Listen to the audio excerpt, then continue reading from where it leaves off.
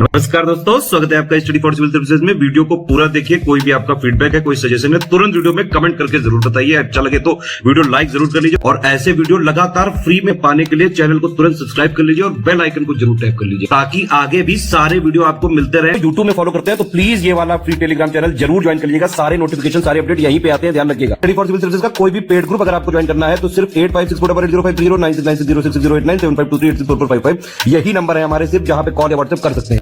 Instagram पे हमारा page जरूर फॉलो कर लीजिएगा, studyforcivil.services है। ट्विटर पे हमको जरूर फॉलो कर लीजिएगा, @studyforcivils है। सारे क्वेश्चन अटेम्प्ट करिए और स्कोर अपना तुरंत कमेंट करके बताइए।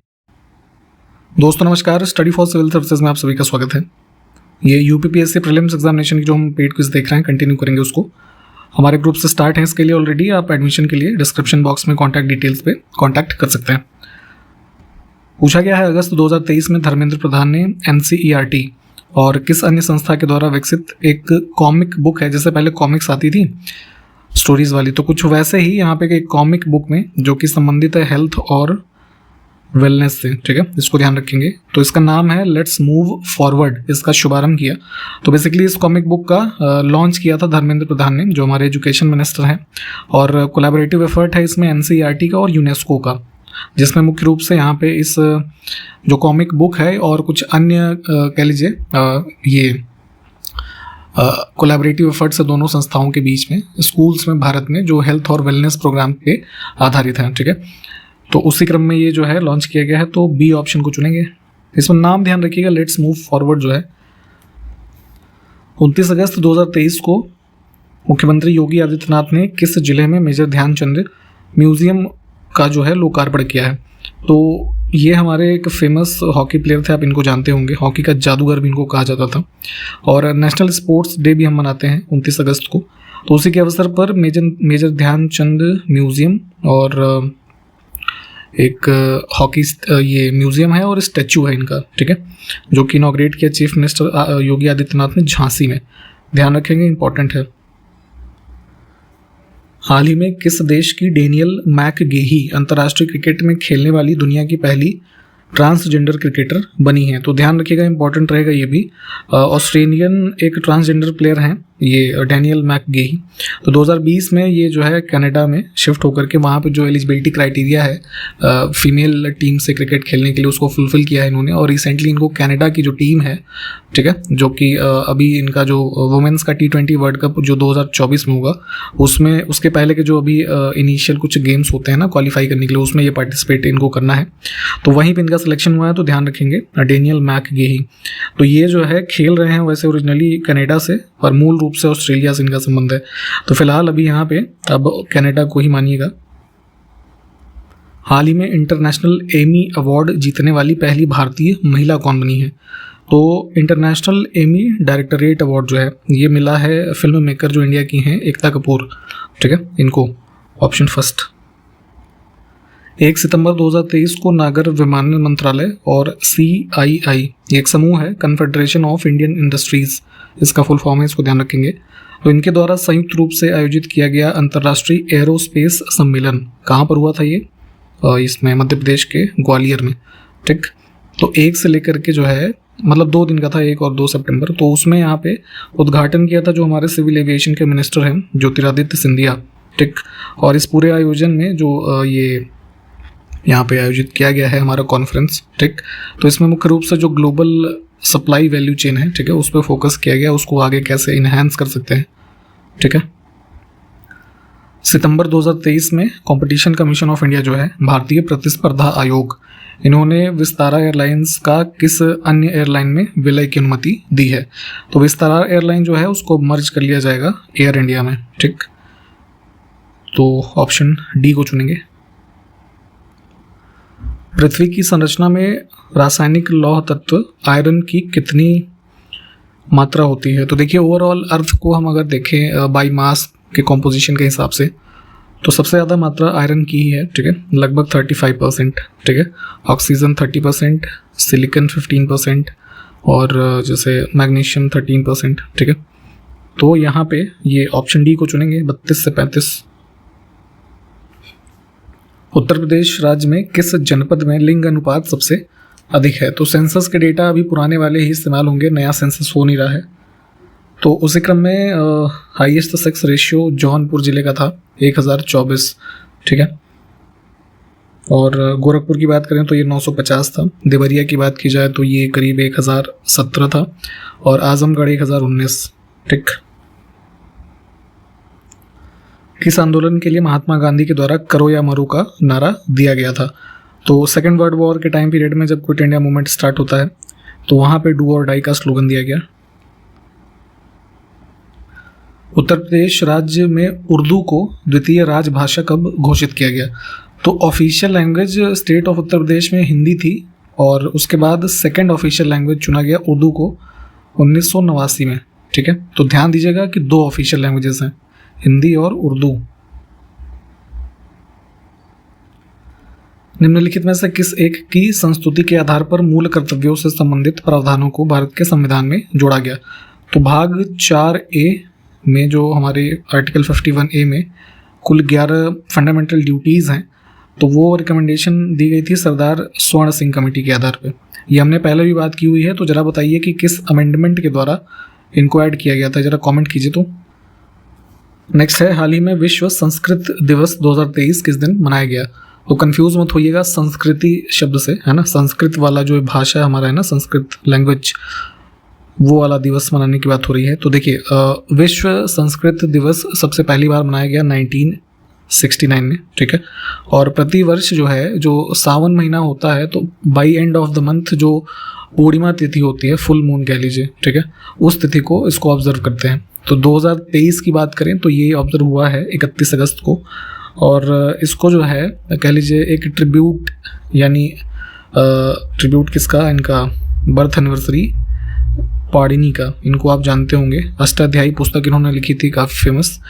तो उनके बर्थ एनिवर्सरी को ट्रिब्यूट देने के लिए, क्योंकि संस्कृत स्कॉलर ये काफ़ी फेमस थे, तो इन्हीं सब इवेंट्स के जो है थ्रू इसको याद रखेंगे कि संस्कृत दिवस कब मनाया जाता है और 2023 में कब मनाया गया।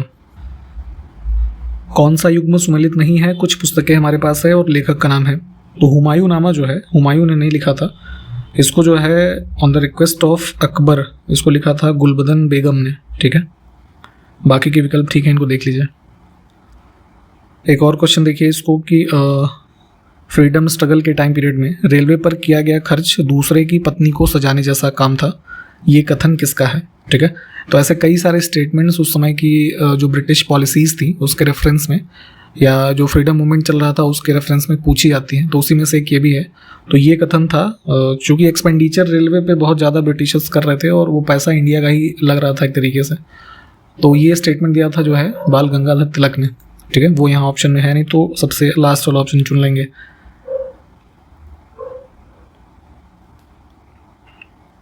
किस रियासत के खिलाफ अभियान को ऑपरेशन पोलो कूट नाम दिया गया था?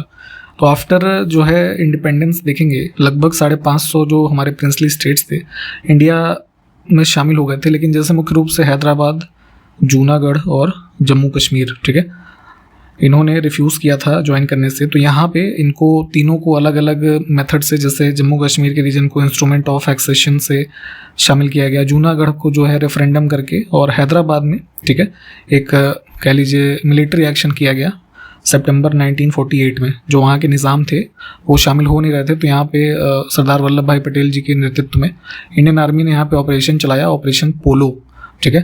तो जो है उसके बाद ये सरेंडर हुए और शामिल हुए इंडिया में। तो वही यहाँ पे पूछा गया था, तो इसमें सी ऑप्शन को चुनेंगे। अच्छा, एक क्वेश्चन ये बताएं कि जो ऑपरेशन पोलो चला तो उस समय हैदराबाद में कौन था निज़ाम, जरा ये कमेंट कीजिए।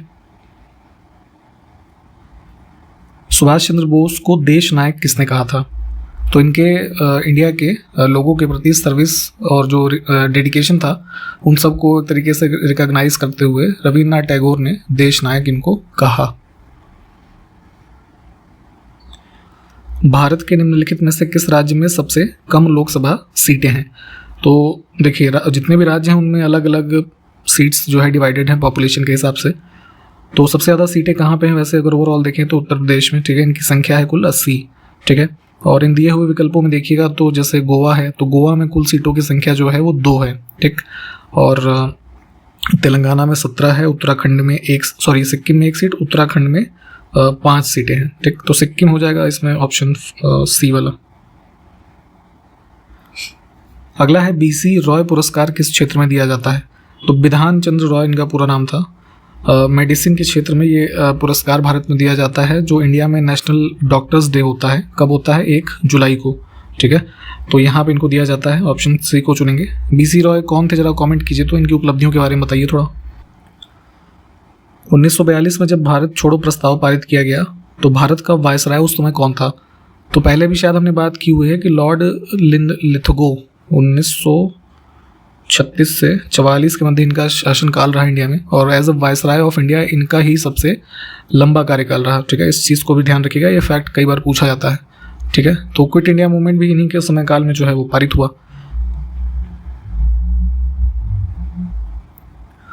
निम्नलिखित में से भारतीय संविधान के किस अनुच्छेद में राज्य के नीति निर्देशक सिद्धांत, तो directive principles of state policy भाग 4 में है? ठीक है, आर्टिकल 36 to 51।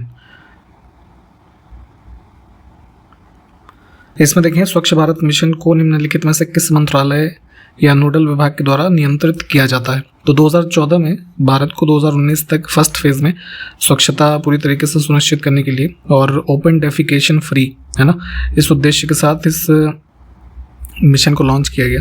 तो 2 कंपोनेंट थे बेसिकली इसमें, एक अर्बन और रूरल। स्वच्छ भारत अर्बन जो था, जो हमारा अर्बन डेवलपमेंट मिनिस्ट्री है वो इम्प्लीमेंट करता है इस पार्ट को, और जो रूरल यानी ग्रामीण क्षेत्रों से संबंधित स्वच्छ भारत मिशन का हमारा नोडल कह लीजिए मिनिस्ट्री है वो, जैसे उस समय तो ड्रिंकिंग वाटर और सैनिटेशन वाली मिनिस्ट्री थी, अब इसको रीनेम कर दिया गया है मिनिस्ट्री ऑफ जल शक्ति।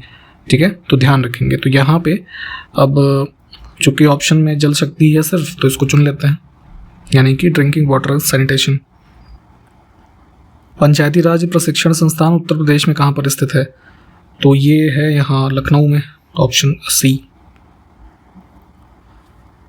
यूपी ग्रामीण सड़क विकास एजेंसी की स्थापना कब की गई थी, ये बताना है। तो जैसे प्रधानमंत्री ग्राम सड़क योजना एक योजना चलाई गई केंद्र सरकार की तरफ से, तो राज्य सरकार में भी रूरल डेवलपमेंट जो इनका डिपार्टमेंट है उनके द्वारा ये स्कीम लॉन्च की गई, है ना। मतलब ये एजेंसी एक तरीके से बनाई गई जो कि ग्रामीण सड़कों का मुख्य रूप से विकास करने से संबंधित थी। तो ये नवंबर 2003 में 1875 के अलीगढ़ आंदोलन से किसका नाम जुड़ा हुआ है? तो अलीगढ़ मूवमेंट चलाया गया था जो है सर सैयद अहमद खान के द्वारा। ऑप्शन डी को चुनेंगे। और मुख्य रूप से जो कह लीजिए ऑब्जेक्टिव्स थे तो मॉडर्न एजुकेशन मुस्लिम्स में, है ना, और जो है सोशल रिफॉर्म्स कुछ करना, तो इन सब के साथ ऑप्शन डी को चुनेंगे। असहयोग आंदोलन कब वापस लिया गया था? तो जो ये नॉन कोऑपरेशन मूवमेंट चल रहा था तो चौरी चौरा की जो घटना हुई 4 फरवरी, ठीक है, उसके बाद ही यहाँ पे आगे चल करके 12 फरवरी को गांधी जी ने सबसे अपील की फाइनली जो है नॉन कोऑपरेशन मूवमेंट को बंद किया जाए। ठीक, तो ऑप्शन बी को चुनेंगे हम। लोकसभा के चुनाव के लिए अर्हता प्राप्त करने के लिए न्यूनतम आयु क्या होनी चाहिए? तो अभी जैसे अगले साल लोकसभा का चुनाव होगा तो अगर आप चुनाव लड़ना चाहते हैं तो अगर आप 25 साल से ऊपर के हैं तो पहली क्राइटेरिया जो है एज वाली ये फुलफिल हो जाएगी। ठीक, सी ऑप्शन को चुनेंगे। पंचायत के इलेक्शंस में 21 साल होती है और ठीक है, इस तरीके से चीज़ों को याद रखेंगे। कैबिनेट मिशन योजना के तहत गठित अंतरिम सरकार का इसमें से जो नेतृत्व किया कौन था? तो 1946 में, है ना, जब आज़ादी के पहले एक इंटरिम गवर्नमेंट फॉर्म हुई तो जिसमें जवाहरलाल नेहरू जो है ये प्राइम मिनिस्टर रहे थे। Option B. किस रक्त समूह को सार्वत्रिक दाता कहा जाता है? Universal donor. तो किसी भी अन्य रक्त समूह को, है ना, आप खून दे सकते हैं अगर आपका ब्लड ग्रुप जो है वो नेगेटिव है। ठीक है, इसको ध्यान रखेंगे। Option D. निम्नलिखित में से किस राज्य में सबसे पहले संपूर्ण साक्षरता अभियान शुरू किया गया? तो 1989-90 के कह लीजिए ईयर में सबसे पहले केरला ने जो है इसको स्टार्ट किया। Option first.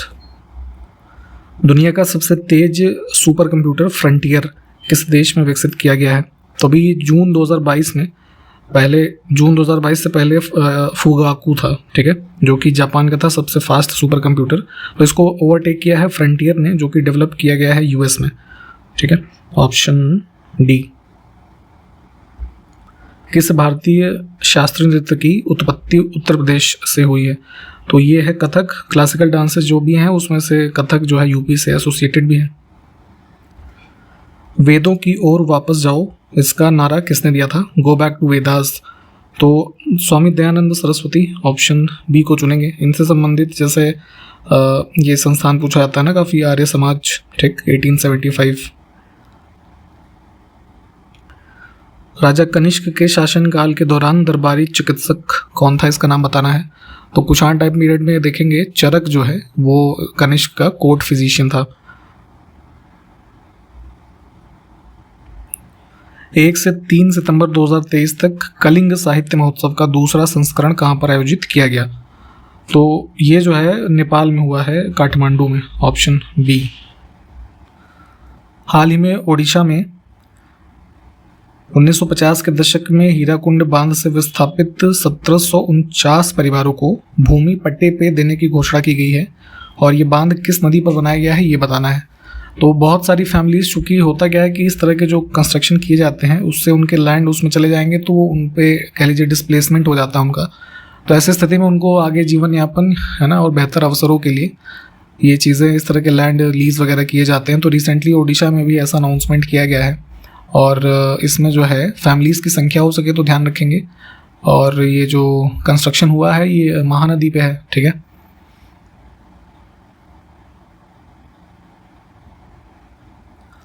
कौन सा राज्य 2024 में पहले जायद चैरिटी मैराथन की मेज़बानी करेगा? तो जो मैराथन वगैरह होती हैं, ठीक है, उसमें एक तरीके से जो इसका ऑब्जेक्टिव है चैरिटी करना और इसमें जो स्टेक होल्डर्स सम्मिलित हैं तो केरला की स्टेट गवर्नमेंट अथॉरिटीज़ और यूएई में, ठीक है, जो ये हैं इंडियन कम्युनिटी, तो उनके बीच का कुछ कोलैबोरेशन है। तो उसके माध्यम से यहाँ पे इसको जो है ऑर्गेनाइज किया जाएगा केरला में ही, ठीक है, नेक्स्ट ईयर 2024। तो फर्स्ट विकल्प जो है, किस राज्य में कॉर्निंग इंक कंपनी के द्वारा भारत की पहली गोरिल्ला ग्लास मैन्युफैक्चरिंग फैसिलिटी स्थापित की जाने की योजना है? तो रिसेंटली ये जो है कंक्लूड हुआ है कि तेलंगाना में मैन्युफैक्चरिंग यूनिट सेटअप की जाएगी गोरिल्ला ग्लास जो होता है। आपने देखा होगा जैसे आजकल स्मार्टफोन्स में, टैबलेट, लैपटॉप्स में ये ग्लासेस यूज़ होते हैं काफ़ी वाइडली, ठीक है। तो इसकी मैन्युफैक्चरिंग यूनिट लगभग 1000 करोड़ रुपए के इन्वेस्टमेंट के साथ स्टार्ट होने वाली है। ध्यान रखना है, तेलंगाना। हाल ही में कोलकाता के क्लब मोहन बागान ने ईस्ट बंगाल को हरा करके इसमें से कौन सी बार डूरंड कप अपने नाम किया है, ठीक है। तो फुटबॉल का जो आयोजन होता है उसमें 17th टाइम ये विजेता रहे हैं, ठीक है। तो ध्यान रखेंगे, पूछा जा सकता है आगे, ऑप्शन सी। नेक्स्ट है, किसके जन्मदिन के उपलक्ष्य में 5 सितंबर को राष्ट्रीय शिक्षक दिवस हर साल मनाया जाता है? तो टीचर्स डे मनाते हैं किसके? डॉक्टर सर्वपल्ली राधाकृष्णन के जो है बर्थडे के अवसर पे। और इनके कंट्रीब्यूशन सोसाइटी में एज अ फिलोसफर, टीचर, है ना। और जो है एक फैक्ट ये कि सेकंड प्रेसिडेंट भी थे ये इंडिया के, तो इस चीज़ को भी ध्यान रखिएगा। द्वितीय दिल्ली दरबार लॉर्ड कर्जन ने कब आयोजित किया था ये बताना है। तो दिल्ली में जो है ग्रैंड कोरोनेशन सेरेमनीज होती थी, ठीक है। तो उसी को यहाँ पे जैसे दिल्ली दरबार के नाम से जाना गया। तो फर्स्ट वाला जो हुआ 1877 में, सब्सिक्वेंटली जो कह लीजिए 1903 में हुआ, फिर लॉर्ड कर्जन के टाइम पीरियड में, फिर 1911 में हुआ था, ठीक है। तो यहाँ पे दूसरा पूछा गया है ना, तो डी को चुनेंगे। सागा दावा किस धर्म का प्रमुख पर्व है? तो ये संबंधित है बुद्धिज्म से, ऑप्शन बी को चुनेंगे। मुख्य रूप से देखेंगे तो तिब्बत के रीजन में और इंडिया में जैसे सिक्किम में पॉपुलरली इसको सेलिब्रेट करते हैं। और यहाँ पे बुद्धिज्म से संबंधित लोगों का मानना है कि सागा दावा फेस्टिवल जब ये जिस डे को मार्क करते हैं तो मानते हैं कि ये गौतम बुद्ध का जन्म है ना, उनका एनलाइटमेंट और निर्वाणा, ये सब उसी तिथि से संबंधित है। एरण अभिलेख का संबंध इसमें से किससे है? तो ये संबंधित है भानुगुप्त से, ऑप्शन सी को चुनेंगे। मध्य प्रदेश में देखेंगे तो सागर के अराउंड जो है इसका ये एरन इंस्क्रिप्शन का जो है प्लेस है, ठीक। और इसमें से ही इसकी जो सबसे इम्पॉर्टेंट एविडेंस मिलता है हमें इससे अभिलेख से कह लीजिए, तो सती की प्रैक्टिस माना जाता है कि इस पीरियड में भी जो है किया जाता था। और यहाँ पे भानुगुप्त की जो वाइफ हैं उन्होंने सती परफॉर्म किया, उनकी मृत्यु के बाद इसकी सूचना भी इससे जो है मिलती है। तो इस हिसाब से भी इसको ध्यान रखेंगे। नारद स्मृति में कुल कितने प्रकार के दासों का वर्णन किया गया है? तो एंशियंट टेक्स्ट जितने भी हैं अलग अलग में इस तरह की इन्फॉर्मेशन भी मिलती हैं। तो नारद स्मृति में 15 प्रकार के है ना स्लेव्स की जानकारी मिलती है, और जैसे मनु स्मृति में पूछते हैं तो मनु में जो है ये 7 प्रकार के दासों की जानकारी। तो ये 2 फैक्ट ध्यान रखिएगा। मानसोल्लास नामक ग्रंथ की रचना इसमें से किसने की? तो देखेंगे करीब 12th सेंचुरी में संस्कृत में कंपोज ये पुस्तक जो ये कल्याणी चालुक्य किंग हुए सोमेश्वर III इनके द्वारा लिखी गई। ऑप्शन बी को चुनेंगे। इनमें से किस वर्ष भारत सरकार के द्वारा केंद्रीय गंगा प्राधिकरण का गठन किया गया? तो 1984 में गंगा से जो है एक तरीके से इमीडिएट रूप से पोल्यूशन को घटाने के लिए, कम करने के लिए एक गंगा एक्शन प्लान बना, ठीक, दिसंबर 1984 में। और उसी के बाद इसके इम्प्लीमेंटेशन के लिए एक सेंट्रल गंगा अथॉरिटी और तत्कालीन जो है प्राइम मिनिस्टर राजीव गांधी की अध्यक्षता में जो है गंगा एक्शन प्लान, ये सेंट्रल गंगा अथॉरिटी जो है इसको इस्टेब्लिश किया गया।